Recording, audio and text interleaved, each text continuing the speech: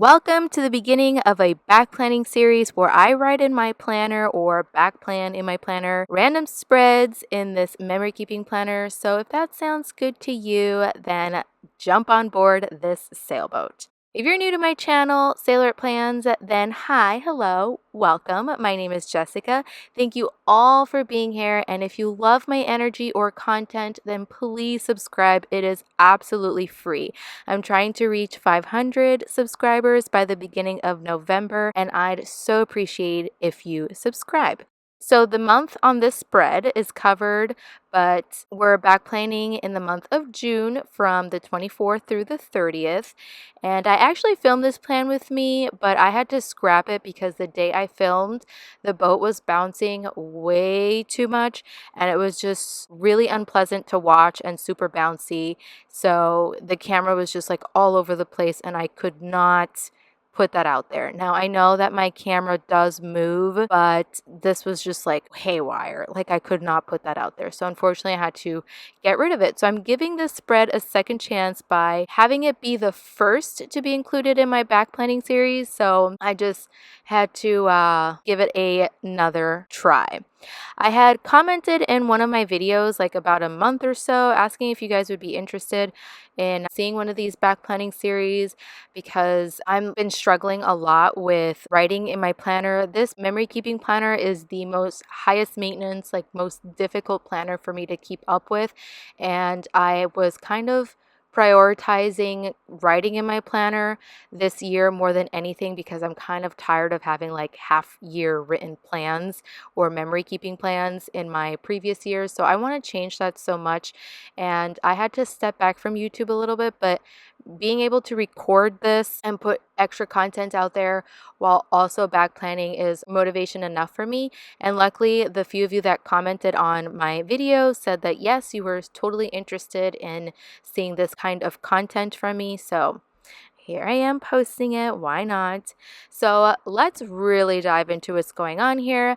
These dolls, aren't they gorgeous? They are indigenous dolls and they're so beautiful and they're from Verse Planning. So I'm actually an affiliate for Abby's Verse Planning shop, and I'm an affiliate until the end of August or September 1st. So you can use my code JESS15 to save 15% on your order. And she has so many beautiful dolls, just versatility of dolls. So do check out her shop, please, and remember to shop my code. And so I'm writing on Monday, and on this day I actually was filming this. I'll have the link down below, but I did a I want to say like a day in the life type of video. I don't know, I'll have the title kind of like popped on the screen as well as linked down below. It is a vlog, so you can kind of like get the backstory a little bit on what was going on here. But I was absolutely delirious. As you can see, I wrote the word delirious in blue because I woke up super early that morning. I couldn't sleep. I knew we were trying to depart Amanu, which is a Tuamotu. It's a really small little atoll literally in the middle of the Pacific Ocean in French Polynesia. So I like watched Julie's video over at Plans in the Making, and I saw that she had posted about a DK Disney sticker book. So I literally like ordered that. I was like heavily influenced by her and I ordered it off of Amazon.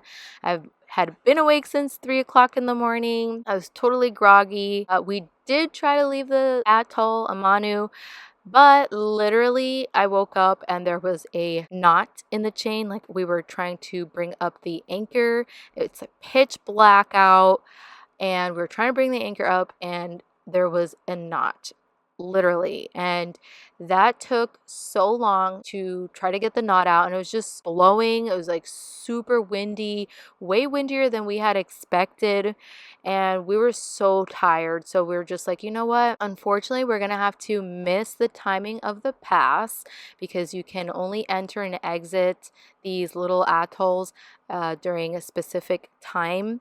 My husband did a really great job at explaining that in the video, like right at the beginning of the video. So please check out that video as to what that means. but we had missed our timing. It was like 5 o'clock in the morning to go through the pass of Amanu. So we missed it, went back to sleep, woke up later in the day, and figured out how to get the knot out. Well, my husband did. That's all captured in the video to the best of my ability.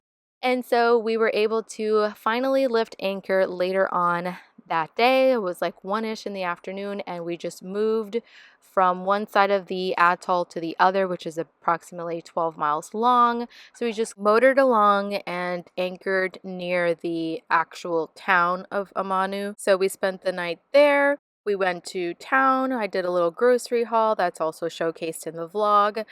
And yeah, it was an expensive haul. There was not much. Unfortunately, a lot of these little atolls have to heavily rely on supply ships that come, I would say, about once every 2 to 4 weeks. It really depends. They were expecting a supply ship, but we weren't there to see it. And yeah, the next day on Tuesday, we woke up at 6 or a little bit before 6 actually, and we departed Amanu. We went through the pass. It was so beautiful. Everything went so smoothly, and that's also captured in the video. It's always like, it's always like scary going through passes because you don't know what it is that you're going to expect, but leaving Amanu was just, we couldn't have asked for anything better. It was a very, very great experience. So our spirits were high. We were doing great. And then we had to kind of just like bob a little bit, like go as slowly as possible and do like a 16-mile stretch from Amanu to Hao. So we had to time it around 11:50, I think it was. I'm covering here this, you're going to see a picture of my hubby and I in the Gambier archipelago at a pearl farm actually. And I just want to say that it's there for privacy reasons, obviously. There was something that happened that I don't really feel like putting out in the internet. And just basically, hubby and I had a little bit of a disagreement, and I talked about it there in my planner. So I don't think it's anyone's business as to what we talked about or had a little bit of a heated discussion about, if you will. So I appreciate you respecting my privacy. This is my memory keeping planner, and so I try to show you as much as I can, but not like be showing everything. Like, I don't mind things about me, but when there's other people involved, like friends or family, I do kind of like use my planner to vent a little bit, or just talk about what is going on in other people's lives, not just mine. So I like to make a note of that in my planner. Anyways, so yeah, so we got into a little bit of a heated discussion. So it just started getting a little bit downhill from there, to be honest. And the passage into Hao was extremely unpleasant. I talked a little bit about that. I also showed it. It was just absolutely insane. There's always, always, always water rushing out. We did not know that. There was actually a review on one of the sailing apps that we use for Hao, and they said that it was pretty bad experience for them. But since we were kind of new into entering and exiting atolls and passes, we were like, oh, we got this. We had such a positive experience at our first one at Amanu, and little did we know it was literally the most nerve-wracking experience of my life. I think it was adrenaline rush or something, says hubby, but I was actually cold. I've never felt this before. And I was shaken, nauseated as well. It was just, yeah, it was not fun, you guys.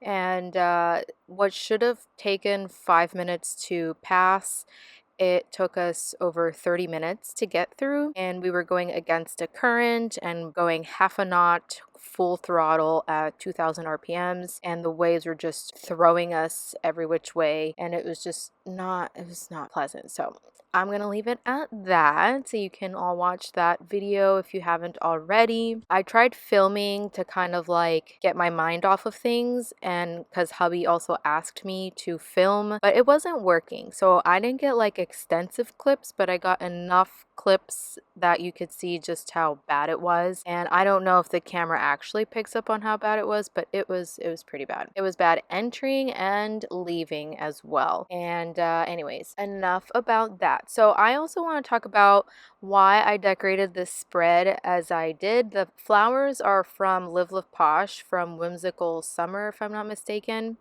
That's like one of my first sticker books from Live.Love.Posh, if I'm not mistaken on that either. And I just love it. I love the big toucan. I think it counterbalances the larger scale dolls. So I think it's like a good look. It just looks visually pleasing to me with some big flowers as well, tropical looking flowers. And I really love how this came out, especially the after the pen.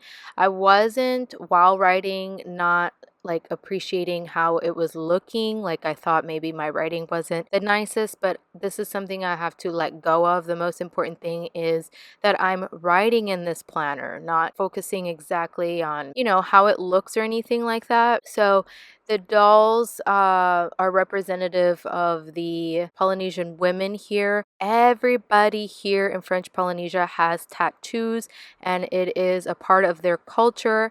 I actually got my very first tattoo ever on my arm, and I had a trident and waves in like the Polynesian geometrical style. I love it. I'm going back for a second session to do some shading and stuff like that, but otherwise, yeah, like it's a part of their culture and it's a huge significance, has a lot of meaning, and I'm very proud to have gotten this tattoo. And Heiva, the theme is Heiva for this spread because we were going to actually go to Heiva like the following week. Heiva is a French Polynesian cultural event. So when we went, I'll pop a picture of us actually there at the event. A lot of beautiful dancing, like their traditional dancing. They have chanting and singing, and it's like all intertwined in a storytelling, and it was told not in French, which was surprising to me because there's probably the French people didn't understand what they were saying, but it was actually told in their native language,